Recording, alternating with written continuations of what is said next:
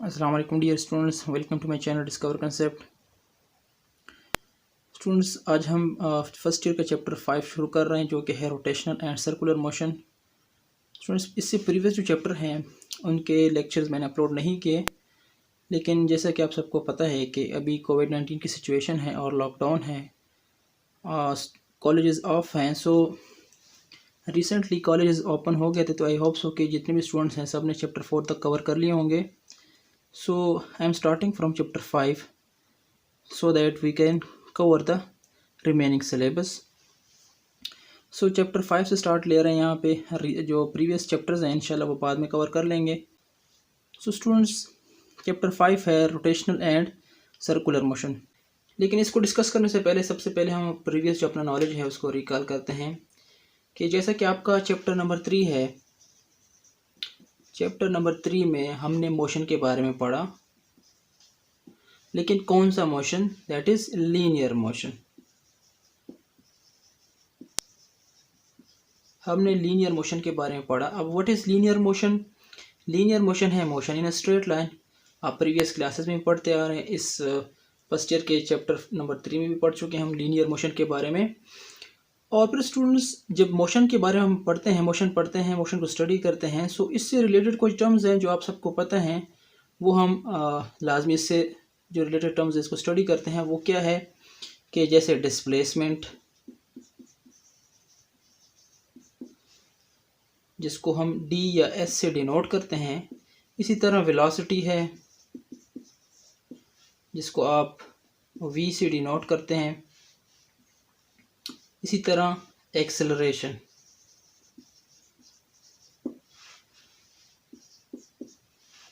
को हम ए से डिनोट करते हैं। सेम ऐसे ही आप फोर्स के बारे में हमने पढ़ा, और फिर हमने इसी तरह लीनियर मोशन के लिए हम मोमेंटम भी पढ़ चुके हैं, that is linear momentum P,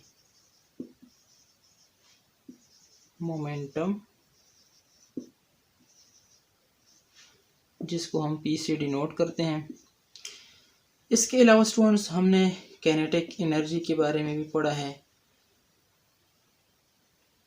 that is 1/2mv² के बराबर है।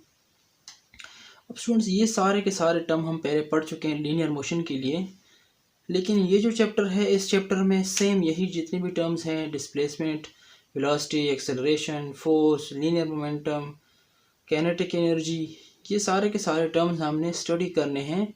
लेकिन किसके लिए? अब लीनियर मोशन नहीं, अब हम रोटेशनल एंड सर्कुलर मोशन के बारे में ये सारे के सारे टर्म स्टडी करेंगे, और इसके इफ़ेक्ट्स को मोशन के ऊपर के एक्सटर्नल, जिस तरह हम बॉडी के ऊपर फोर्स अप्लाई करते हैं तो वो एक्सेलरेट होती है, ऐसी ही जब एक्सटर्नल टॉर्क या ऐसा क्या फैक्टर हम इंक्रीज या डिक्रीज़ करेंगे जिससे हमारे पास जो मोशन है ऑब्जेक्ट की रोटेशनल में या सर्कुलर मोशन में वो इफ़ेक्ट हो, या मतलब ये डिफरेंट फैक्टर्स हमने इस चैप्टर में स्टडी करने हैं। लेकिन किसके बारे में? Rotational motion and circular motion के बारे में। तो यहाँ पे सबसे पहले मैं रोटेशनल एंड सर्कुलर मोशन को डिफ़ाइन करूँगा, और फिर इन जितने भी टर्म्स हैं मोशन से रिलेटेड, इसकी तरफ आगे मूव करेंगे। फिर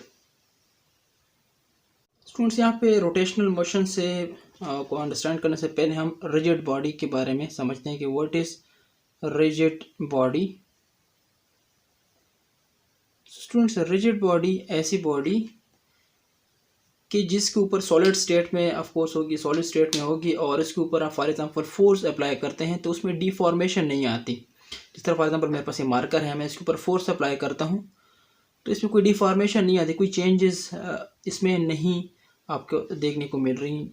इसी तरह कोई भी आप और चीज़ ले लें जिस पे आप फोर्स अप्लाई करते हो उसमें डिफॉर्मेशन नहीं आती।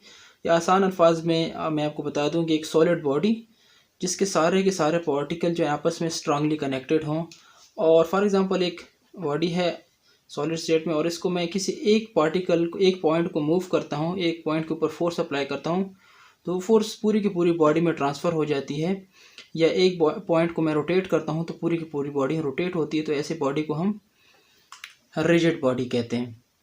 सो ये थी रिजिड बॉडी। अब स्टूडेंट्स रोटेशनल मोशन की बात करते हैं। So students, what is rotational motion? Rotational motion. Students, what rotational motion is? The motion along its own axis. एक बॉडी है जो कि अपने एक्सिस के along रोटेट हो रही, मोशन ऑफ द बॉडी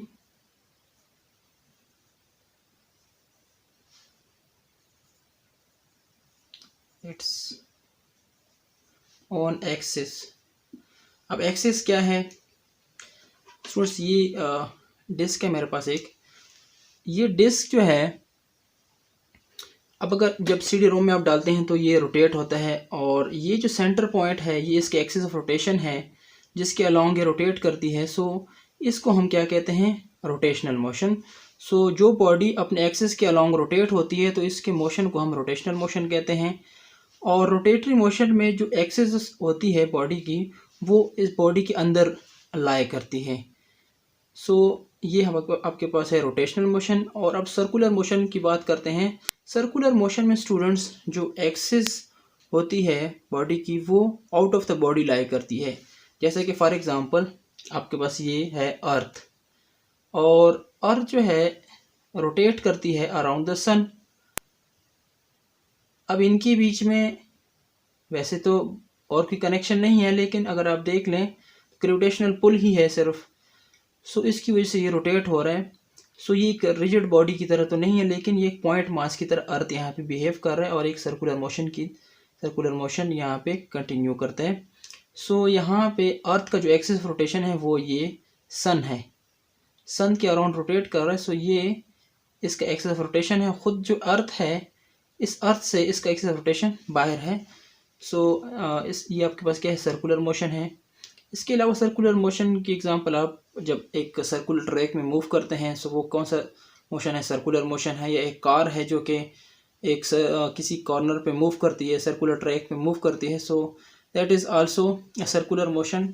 इसके अलावा आपके पास फॉर एग्जांपल अर्थ है, और अर्थ के अराउंड जो है आपके पास, आपको पता है कि डिफरेंट सैटेलाइट मूव करते हैं। ये आपके पास अर्थ है,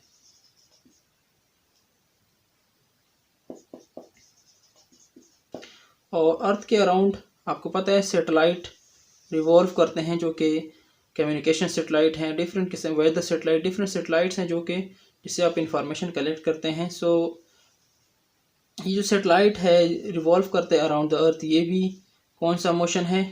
that is also a circular motion, because gravitation pull के अलावा इनके बीच में और कोई कनेक्शन नहीं है। सो ये तो students rotational and circular motion. आपके पास डेली लाइफ में इसके काफ़ी सारे एग्जाम्पल हैं। अब हमने स्टूडेंट्स वो जो डिफरेंट आपको टर्म्स मैंने बताया कि जिस तरह लीनियर से रिलेटेड कुछ टर्म्स हमारे पास हैं वो हम पहले पढ़ चुके हैं। अब एंगुलर मोशन में उन सेम टर्म्स को हम यहाँ पे डिस्कस करेंगे। अब स्टूडेंट्स सबसे जो पहला टर्म है वो है एंगुलर डिस्प्लेसमेंट।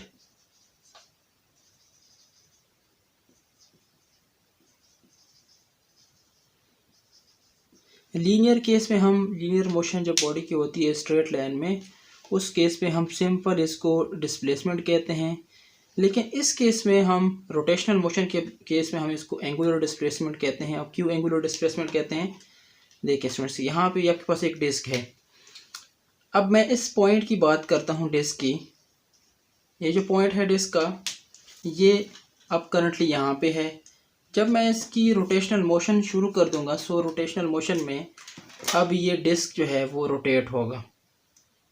ठीक है, फॉर एग्जांपल रोटेशन के दौरान वो डिस्क यहाँ पे पहुँच गया। अब उसकी ये देखें वो सेम पॉइंट यहाँ पे पहुँच गया। पहले ये पॉइंट था, अब जो है वो ये आ गया। सो ये इसने कुछ एंगल थीटा कवर कर लिया, जिसको हम एंगुलर डिस्प्लेसमेंट, अब एंगल कवर कर रहे हैं तो इसलिए हम इसको एंगुलर डिस्प्लेसमेंट, इस केस में इसकी जो डिस्प्लेसमेंट है वो एंगुलर है। लीनियर के केस में तो वो स्ट्रेट मूव कर रहा है, सो हम इसको सिंपल डिस्प्लेसमेंट कह देते हैं। यहाँ पे चूंकि बॉडी जो है वो एक सर्टन एंगल कवर करती है, इसलिए इसकी ये डिस्प्लेसमेंट जो है वो एंगल के फॉर्म में है। सो इसकी डिस्प्लेसमेंट को हम एंगुलर डिस्प्लेसमेंट कहते हैं, that is represented by theta. और स्टूडेंट्स ये जो डिस्प्लेसमेंट एंगुलर डिस्प्लेसमेंट कर रहा है, ये आपके पास डिस्प्लेसमेंट जो है एक प्लेन के अंदर है। और चैप्टर 1 में हम पढ़ चुके हैं कि जो एंगुलर डिस्प्लेसमेंट है या प्लेन के अंदर डिस्प्लेसमेंट जो होती है उसको हम किस में मेजर करते हैं, that is in radiance. So linear के केस में हम मीटर में मेजर करते हैं, लेकिन यहाँ पे हम रेडियन में मेजर करते हैं एंगुलर डिस्प्लेसमेंट थीटा। थीटा को किस में मेजर करते हैं, रेडियस में। ये हम चैप्टर 1 में पढ़ चुके हैं, जो कि सप्लीमेंट्री यूनिट में हम रेडियन और स्टीरियन को डिस्कस कर चुके हैं। सो यहाँ पे रेडियन जो है ये यूनिट है एंगुलर डिस्प्लेसमेंट का। अब स्टूडेंट्स, जो 1 मीटर लेंथ होता है उसका आपको पता है, आपको अंदाज़ा है कि ये लेंथ कितनी होती है, लेकिन 1 रेडियन जो ये डिस्प्लेसमेंट है ये कितना होता है, इसको अंडरस्टैंड करने के लिए मैं आपके सामने भी कुछ कैलकुलेशन करता हूँ। उसके बाद आपको ये चीज़ समझाता हूँ कि व्हाट इज़ 1 रेडियन। यहाँ पे स्टूडेंट देखें, एंगुलर डिस्प्लेसमेंट को समझते हैं। सो आपके सामने आपको मैंने कहा कि एक फॉर एग्जांपल एक बॉडी है, ये इस डिस्क का ये जो बॉडी है ये पहले यहाँ पे थी, ठीक है, ए पे, और फिर ये यहाँ से रोटेट होते होते इस पॉइंट पे पहुँच गई है, जो कि जिसको मैं बी का नाम देता हूँ, और इसने एंगुलर डिस्प्लेसमेंट थीटा कवर कर लिया है। और ये जो है इसको हम आर्क ऑफ द सर्कल कहते हैं, कि ये जो बॉडी है जो रोटेट हो रही है अराउंड द एक्सिस, ये इसका आर्क है, सर्कल का आर्क बन रहा है जिसमें ये मूव कर रही है, रोटेट कर रही है बॉडी। इसको हम एस से डिनोट करते हैं, इस रोटेशन को, इस आर्क को हम एस से डिनोट करते हैं, और इसको मैं ओ का नाम देता हूँ, जो कि हमारे पास यहाँ पे एक्सिस ऑफ रोटेशन है। सो इस ओ से लेकर ए तक की जो डिस्टेंस है ये क्या होगा हमारे पास, that will be R, radius. ठीक है, हमारे पास क्या है, रेडियस ऑफ द सर्कल है जिसमें बॉडी रोटेट कर रही है। सो या इस डिस्क का रेडियस आप कह लें। स्टूडेंट्स, ये बॉडी यहाँ से यहाँ तक जो रोटेट हुई है इसको हम एंगुलर डिस्प्लेसमेंट कहते हैं, और इसको हम यूँ इस एंगल से रिप्रेजेंट करते हैं। यहाँ पे ए ओ बी एंगल है जिसको हमने सिंपल थीटा का नाम दिया हुआ है, एंगुलर डिस्प्लेसमेंट। स्टूडेंट, ये इक्वल किसके हैं, that is equal to arc length. इसका हमारे पास रिलेशन है कि ये जो आर्क हमने ड्रा किया हुआ है उसके लेंथ डिवाइडेड बाय इसके रेडियस। आर्क का लेंथ हमारे पास क्या है, एस है, और ये जो रेडियस ऑफ द सर्कल है उस पर हम डिवाइड करते हैं, दैट इज रेडियस क्या हमारे पास यहाँ पे ओ ए या ओ बी भी कह सकते हैं। So theta will be equal to, arc length हमारे पास किसकी इक्वल है, that is S O A, radius हमारे पास आर है। ये हमारे पास रिलेशन है एंगुलर डिस्प्लेसमेंट का। अब स्टूडेंट समझते हैं इसके यूनिट रेडियन को, के इससे पहले आपको मैंने कहा कि एंगुलर डिस्प्लेसमेंट थीटा को हम रेडियन में मेजर करते हैं। अब 1 रेडियन कितना होता है स्टूडेंट्स, आप देख लें, यहाँ पे डिवाइड में आर है और इसका यहाँ पे यूनिट क्या है, रेडियंस, जो कि एस आई यूनिट है इसका। अब आर ऊपर भी अगर हमारे पास आर आ जाए, सो आर बाय आर से हमारे पास क्या आएगा, 1 आएगा। So 1 radian, theta will be equal to 1 radian. मतलब कहने का क्या है कि ये जो आर्क हम यहाँ पे ले रहे हैं एस, अगर इसका लेंथ, इस आर्क का लेंथ फॉर एग्जांपल ये जो मैंने मोशन की डिस्क की, ये फॉर एग्जांपल यहाँ तक है। अब ये जो थीटा बनेगा ये 1 रेडियन होगा अगर ये जो लेंथ यहाँ से यहाँ तक है ये इक्वल हो क्या, आर के, जो कि यहाँ पे रेडियस है, ये रेडियस और ये आर्क का लेंथ जब इक्वल हो जाए तो हमारे पास क्या आता है, 1 रेडियन।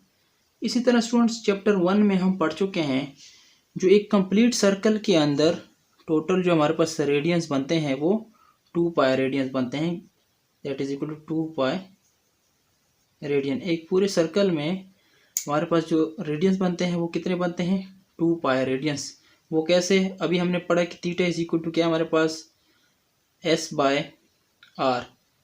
अब जब एक पूरा कंप्लीट चक्कर काट लेगा फॉर एग्जाम्पल ये डिस्क, सो एक कंप्लीट चक्कर में हमारे पास जो सरकमफ्रेंस होता है हमारे पास 2πr के बराबर होता है और डिवाइड में r।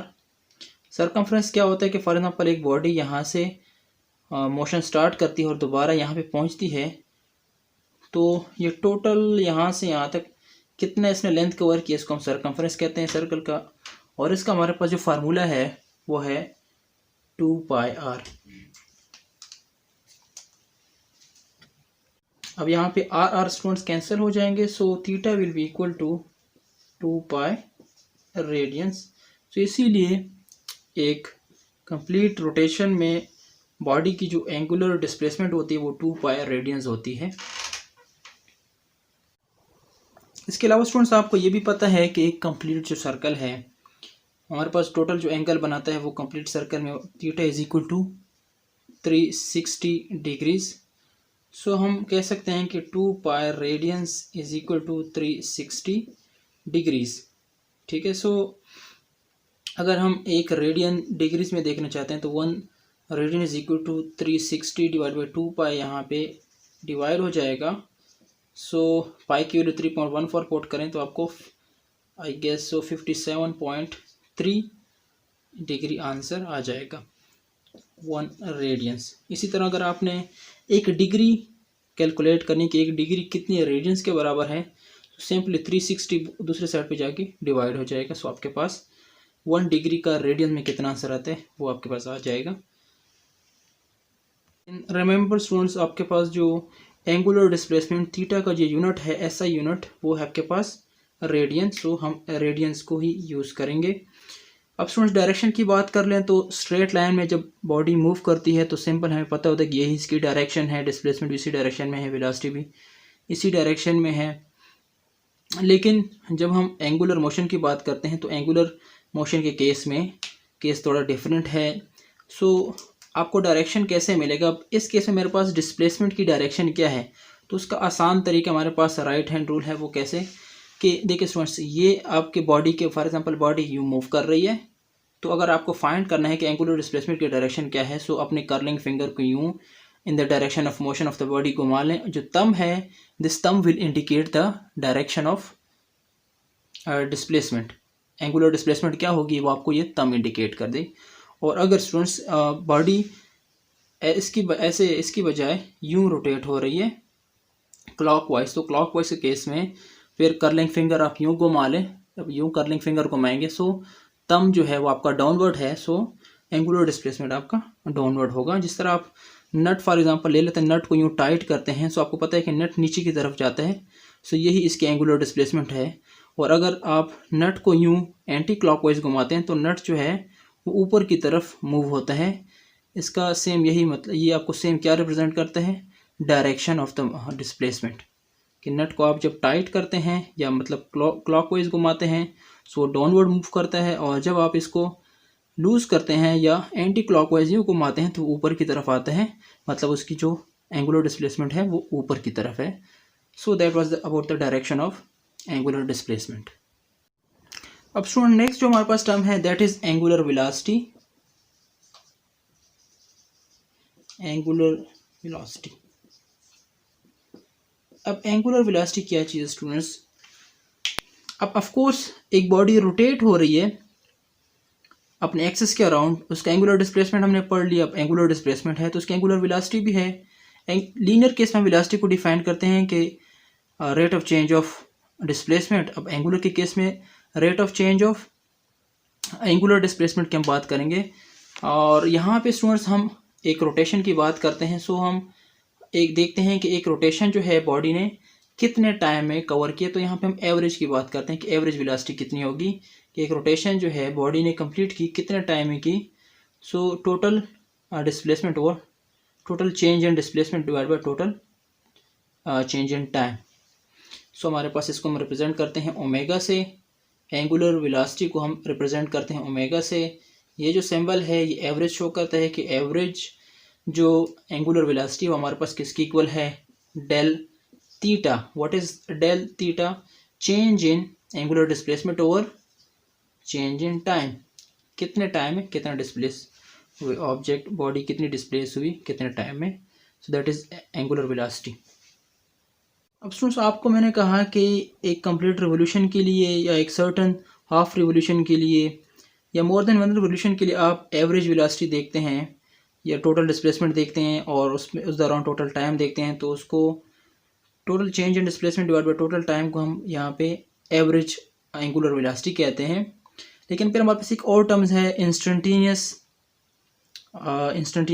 वेलोसिटी। इंस्टेंटेनियस वेलोसिटी क्या है कि आप एक ख़ास लम्हे पे किसी खास बहुत ही ज़्यादा शॉर्ट ड्यूरेशन के लिए वेलोसिटी एंगुलर वेलोसिटी चेक करते हैं। फॉर एग्जांपल एक बॉडी रोटेट हो रही है, एकदम से आप इस पॉइंट पे एंगुलर वेलोसिटी चेक करते हैं, इस पॉइंट पे सर्टनली एक एंगुलर वेलोसिटी आप देखते हैं, या इस पॉइंट पे किसी खास पॉइंट पे बहुत ही ज़्यादा शॉर्ट ड्यूरेशन के लिए आप एंगुलर वेलोसिटी चेक करते हैं।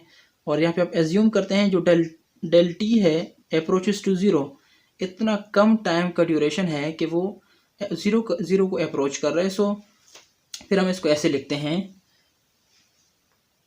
Omega instantaneous that is equal to limit, हम लिमिट पुट करते हैं और लिमिट क्या है, del T approaches to zero del theta over del T, बाकी वही है लेकिन जो टाइम ड्यूरेशन है बहुत ज़्यादा स्मॉल है, सो इसको हम ओमेगा इंस्टेंटेनियस कहते हैं। सो ये हमारे पास एवरेज एंगुलर वेलोसिटी, हमारे पास instantaneous average angular velocity. Students एक इम्पॉर्टेंट पॉइंट है और वो क्या है कि कंसिडर कि आपके पास एक बॉडी है जो कि रोटेट करे अपने एक्सिस के अराउंड। सो ये जो बॉडी है इसकी मोशन क्या है, यूनिफॉर्म है, ये यूनिफॉर्म सर्कुलर मोशन में मूव कर रही है, मतलब कि इसके वेलोसिटी में चेंज नहीं आ रहा।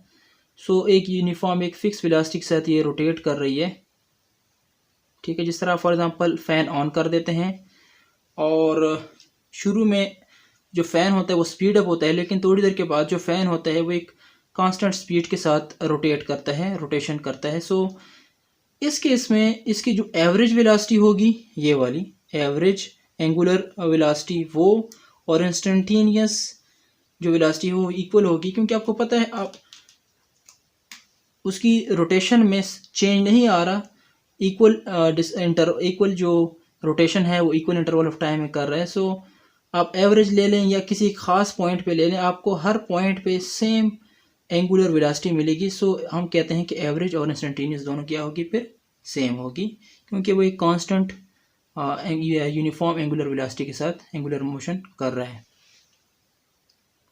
स्टूडेंट्स इसकी यूनिट की बात कर लेते हैं, क्योंकि आपको पता है वेलोसिटी एंगुलर वेलोसिटी ओमेगा किसकी इक्वल है, डेल थीटा और डेल टी, और थीटा का यूनिट आपको पता है कि हम इसको रेडियन में मेजर करते हैं और टाइम सेकंड। सो इसका जो एस यूनिट है वो हमारे पास रेडियन पर सेकंड है। लेकिन स्टूडेंट्स इसके साथ साथ हम एक और इसका यूनिट यूज़ करते हैं, क्योंकि अब बॉडी रोटेट हो रही, जिस तरह एक गाड़ी का टायर है गाड़ी का टायर वो रोटेट होता है, सो वो बहुत हाई स्पीड के साथ रोटेशन करता है। सो वहाँ पे अगर हम रेडियन में लेंगे तो आंसर बहुत बड़ा आएगा, इसीलिए हम वहाँ पे रिवोल्यूशन पर मिनट्स की बात करते हैं। एंगुलर डिस्प्लेसमेंट का जो हम यूनिट लेते हैं वो यहाँ पे क्या लेते हैं, रिवोल्यूशन, और जो टाइम को हम वहाँ पे मिनट्स में कंसिडर करते हैं। सो बाकी एक कन्वर्जन इसकी सिंपल है कि एक रेडियंस जो है एक कंप्लीट रिवोल्यूशन में हमारे पास, अगर आपके पास आंसर है ओमेगा है for example revolution per minutes में है, तो वो आप इजीली कन्वर्ट कर सकते हैं रेडियन में, क्योंकि एक कंप्लीट रिवोल्यूशन में आपके पास 2 पाई रेडियंस एग्जिस्ट करते हैं और मिनट के अंदर 60 सेकेंड। सो आपके पास इससे ओमेगा जो है वो रेडियंस पर सेकेंड में आ जाएगा। सो आप यहाँ पे इसकी कन्वर्जन कर सकते हैं। बाकी स्टूडेंट्स बात इसकी जो डायरेक्शन की बात करें तो डायरेक्शन जिस तरह एंगुलर डिस्प्लेसमेंट का मैंने कहा, जो एंगुलर डिस्प्लेसमेंट का डायरेक्शन होगा सेम वही एंगुलर वेलोसिटी का भी डायरेक्शन होगा। स्टूडेंट्स नेक्स्ट जो हम एक टर्म है जो कि मोशन से रिलेटेड हम स्टडी करते हैं वो है एंगुलर एक्सेलरेशन। एक्सेलरेशन हम लीनियर केस में भी पढ़ते हैं और यहाँ पर भी पढ़ेंगे। लीनियर केस में हम इसको कैसे डिफाइन करते हैं कि rate of change of linear velocity, rate of change of कि किस रेट के साथ कितने टाइम में कितना चेंज आ रहा है वेलोसिटी में। सो हम इसको लीनियर वेलोसिटी कहते हैं। अब एंगुलर के केस में एक बॉडी है जो रोटेट हो रही है, जिस तरह फॉर एग्जांपल आप ये डिस्क है, सी डी रोम में डालते हैं इसको, सो ये रोटेशन इसमें प्रोड्यूस होती है। ठीक है, ये रोटेट होता है। इनिशियली जब आप इसको रखते हैं तो स्लो रोटेट होता है, ऐसे ऐसे इसकी रोटेशन तेज़ होती जाती है। तो ये जो रोटेशन में चेंज आ रहा है, इस चेंज को हम क्या कहते हैं, एंगुलर एक्सेलरेशन। के टाइम के एतबार से वेलोसिटी में, एंगुलर वेलोसिटी जो है उसमें कितना चेंज आ रहा है, जिस तरह हम लीनियर के केस में पढ़ते आ रहे हैं, सो उसको हम क्या कहते हैं, एंगुलर एक्सेलरेशन। तो इसको हम डिनोट करते हैं अल्फ़ा से। Alpha denotes angular acceleration. अब चूंकि मैंने आपको स्टूडेंट कहा कि rate of change of angular velocity को हम एंगुलर एक्सेलरेशन कहते हैं। सो अगर चूंकि हमने एंगुलर वेलोसिटी को ओमेगा से रिप्रेजेंट किया, सो मैं यहाँ पे डेल ओमेगा और डेल टी से इसको यहाँ पे लिख सकता हूँ। अब डेल ओमेगा किसकी इक्वल है, change in angular velocity. So इसको मैं omega F minus omega I divided by del T लिख सकता हूँ। What is omega f? Omega f is the final angular velocity. Omega I is the initial angular velocity. ये student हमारे पास angular acceleration है। अगर हम एवरेज एक्सेलरेशन की बात करें, सो सेम जैसे पहले हमने एंगुलर वेलोसिटी को रिप्रेजेंट किया एक सिंबल में क्लोज किया, ये सिंबल क्या रिप्रेजेंट करता है, angular acceleration. So angular acceleration जो है हमारे पास ये इक्वल होगा टोटल। अब टोटल जो है आपके पास change in angular velocity divided by total time taken, जो कि हम लीनियर केस में भी सेम यही डिफिनेशन पढ़ते आ रहे हैं। सो बस सेम वही फार्मूला तो वही होगा हमारे पास, total change in angular velocity divided by total time taken. So ये आपके पास एवरेज एक्सेलरेशन हो गया। अब अगर आप इंस्टेंटेनियस, जिस तरह से प्रीवियस केस में हमने इंस्टेंटेनियस वेलोसिटी पढ़ा, इसी तरह हम इंस्टेंटेनियस एक्सेलरेशन की एक ख़ास टाइम पे, एक बहुत ही ज़्यादा शॉर्ट ड्यूरेशन ऑफ टाइम पे हम एंगुलर एक्सेलरेशन को मेजर करना चाहें, सो वो हमारे पास क्या होगा, angular acceleration, instantaneous angular acceleration. और सेम वैसे ही रिप्रेजेंट करेंगे हम इसको अल्फ़ा, को मैं चेंज लिख लेता हूँ थोड़ा सा यहाँ पे, alpha instantaneous that is equal to, वही लिमिट पुट कर देंगे। लिमिट क्या है कि del T approaches to zero और del omega over del T. So that is instantaneous acceleration, that is average acceleration, और ये आपके पास जनरल एक्सेलरेशन है। अब स्टूडेंट्स बात करते हैं यूनिट की। तो यूनिट जिस तरह हमने पहले पढ़ा यहाँ पे कि हमारे पास जो एंगुलर वेलोसिटी का यूनिट है